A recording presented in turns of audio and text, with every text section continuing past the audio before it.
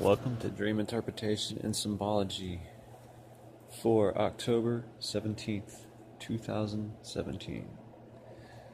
So, I had a brief moment of lucidity last night. It was nighttime, and I was with this character that felt like an old friend of mine. And me and her were walking into my grandma's house. And before we even got to the door, it's weird because it just hit me.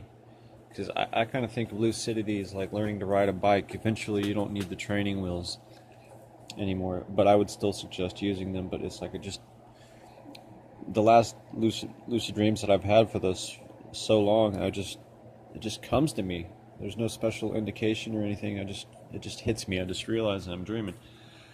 So we're walking into my grandmother's house, and we enter, and it's a different house.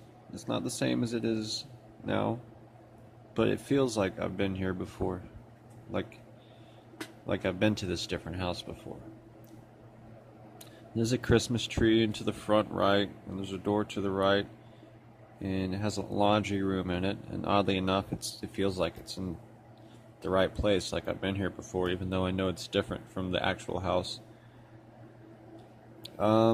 To the left, there's a couch and a little hangout like the living room. It's very warm, homey, comfy, and Christmassy, and Grandma is there. And I'm thinking to myself how impressed I am with the detail of this lucid dream. But shortly thereafter, I wake up. I don't usually, in the past I haven't had a problem with getting excited from being lucid and waking up. I've been able to maintain them pretty good. But for whatever reason, I woke up this time. Okay, now we get into a little bit more mystical, for lack of a better word. The next dream is kind of weird, but it's not too bad. It starts off, I'm in Darren Kitchen's house. Now, Darren Kitchen is a YouTuber who runs a channel with his girlfriend called Hack5. It's a channel for computer nerds and programmers and people like that. So, they're having this thing, for lack of a better word. I can't remember what it was called. It's some kind of festival or something like that. He's hosting it at his house, and they literally have everything. Like, it's just a place where anything you can buy is there. And they just have stuff everywhere in their house, right? Now, it gets more interesting than this. And so somehow I wind up in this hidden section of the place where it's mostly girls. An old friend of mine is there that I'm not friends with anymore. And it almost has a vibe of jail. It kind of feels like jail in a way, but obviously not too bad. 'Cause I'm surrounded by beautiful girls. And there's bunks, like jail. And hold on, I'm kind of reading this from my log. There's this color theme of purple and black, right? And my memory is kind of blurry in there, but there's this one particular portion of the dream where I see all these little fairies, and they're purple fairies, and they all connect, like they almost look like little paper cutouts, but they're purple and they're glowing, and they're sparkly and they're glowing and they all glistening and they touch each other. Like, they all, hold hands, and this wave of purple glistening color, like, this wave goes through them all. Like, they're all connected. And it's like this pulsing purple energy going through them, glistening. And I think to myself something like, whoa. Some of them are real, and some of them don't really know what they're doing. They're just playing along. And then I remember thinking, well, these fairies really stick together, and that's all I really remember about that particular part. But in this place where I was, there was jail-style showers, and as far as I was aware of, I don't think you could get out. You were stuck there.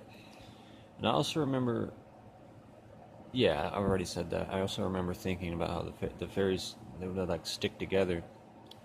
And they would support each other and keep each other sane and happy.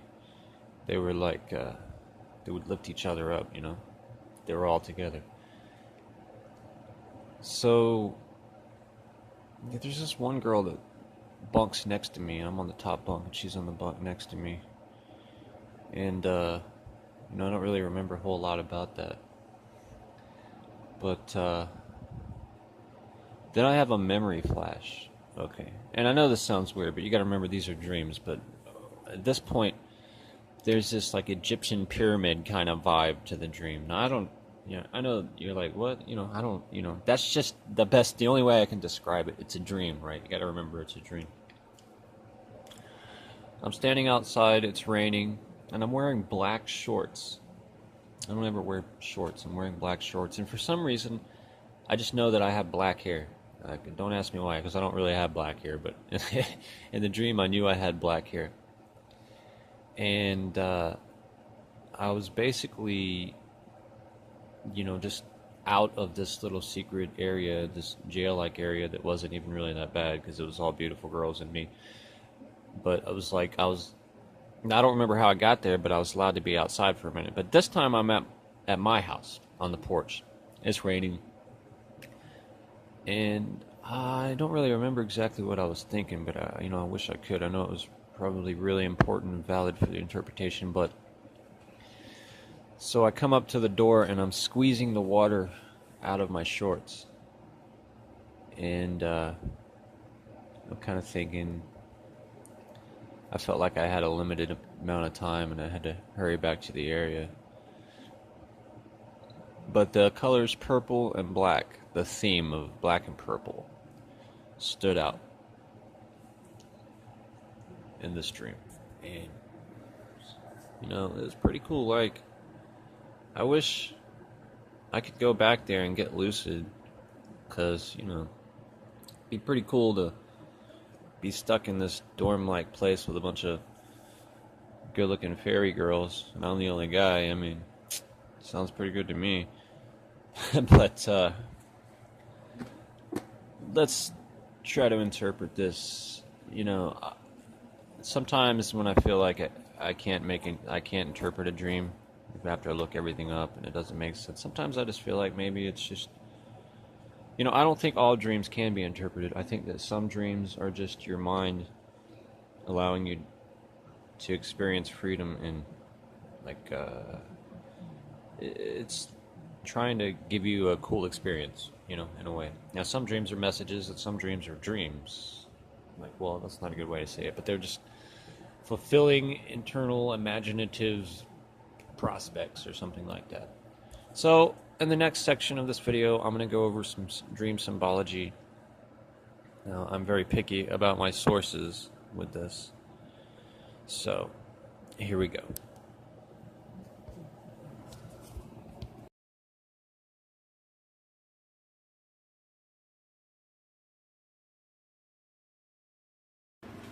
Okay, so I'm going to include some citations down in the description of this, but the Native American interpretation of fairies is basically signs from the far reaches of reality or existence.